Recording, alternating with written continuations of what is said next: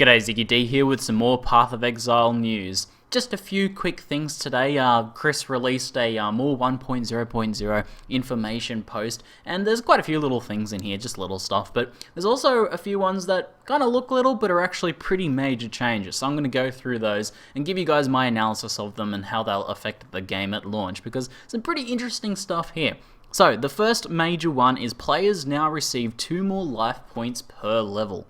So this is pretty significant. It doesn't sound like a lot, 2 life points, but this is base life, and base life is multiplied out by your percentage life modifiers. So at around level 80 or at endgame, you're going to have something like 400 to 500 extra life, depending on how many life nodes you picked up. And that is pretty significant. It's a pretty significant boost to survivability for life-based builds.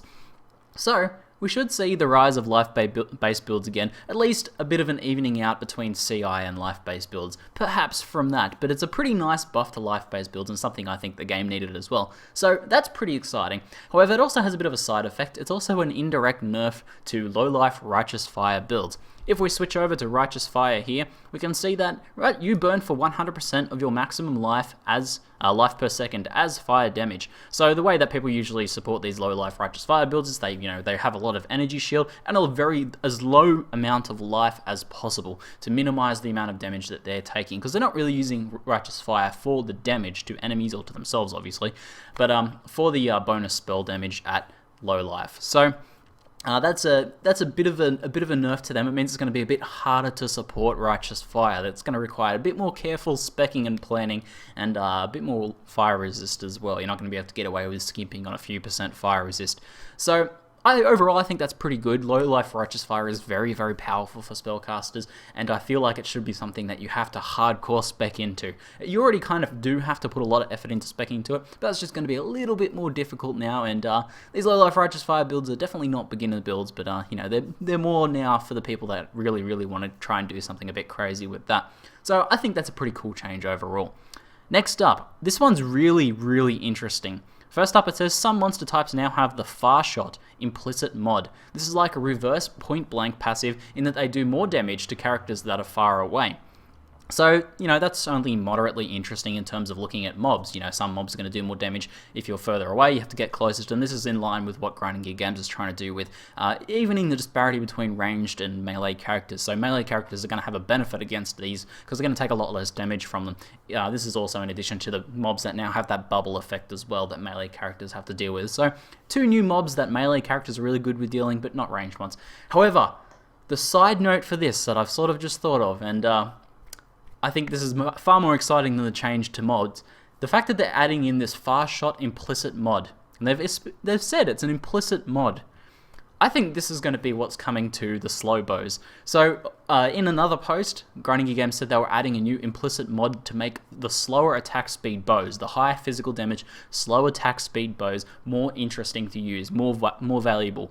And I think this is what's coming to them, and this is really exciting. So these are going to be sniper bows, essentially.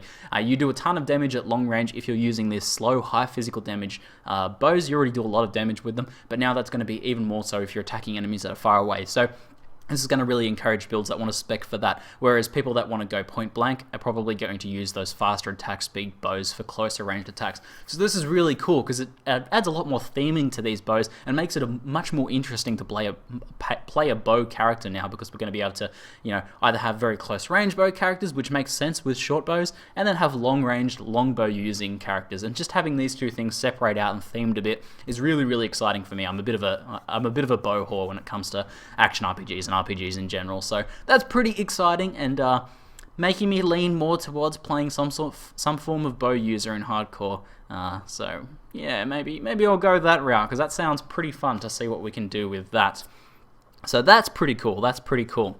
The next one, I just wanted to mention this one. They've added a new Rogue Exile based on the Well-Dressed Exile competition. That was pretty rad. Zendro Blood Drinker, and I'm sure you'll be seeing him in your games pretty soon, but pretty cool stuff, and that was just a cool competition overall. But the next major one is player and monster shock has been reduced from 40% to 30% per stack.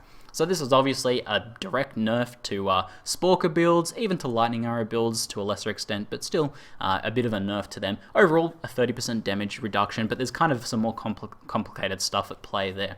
But Shock's still going to be really good, but it's a bit of a nerf for these builds that are having a really easy time with lightning damage. And lightning damage has pretty much always been the most powerful of the three elements, followed closely by fire, and then with ice being a little bit on the weak side most of the time.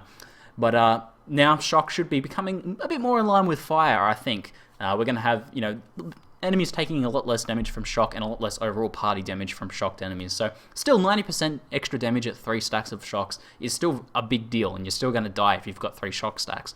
But the 30% reduction, especially from players to mobs point of view, I think is a pretty big deal. So then the final interesting note is that they kind of talk about here now they've got 8 new endgame maps available using the new tile sets from the game. But the most important one is a new tier 13, which is level 78 map. So they're increasing out that map range there, which is really interesting. But this also suggests to us that they're not changing the overall levels of maps. They're still going to be 66 to level 78 maps. So that's interesting because a lot of people, including myself, thought that maybe they would shift the level of the map system across to in line with the new higher level content that's coming into the game. But the fact they're not doing that actually kind of makes a lot more sense now compared to some of the other things they've said recently. They've said that they don't want maps to be the way you go about getting experience. They want it to be a way to get really high level powerful gear.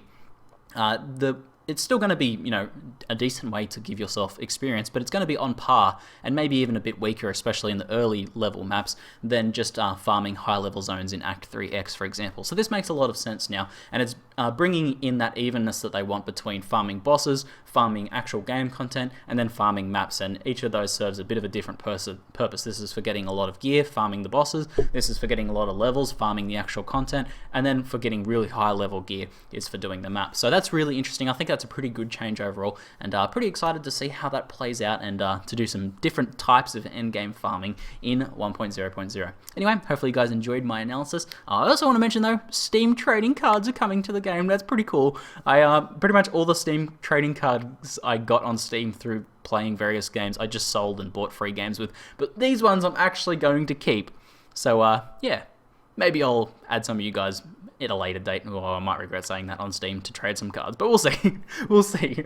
I'm not going to put my Steam out there just yet because that could go a little bit crazy. Anyway, I'm ZiggyD, and thanks for watching.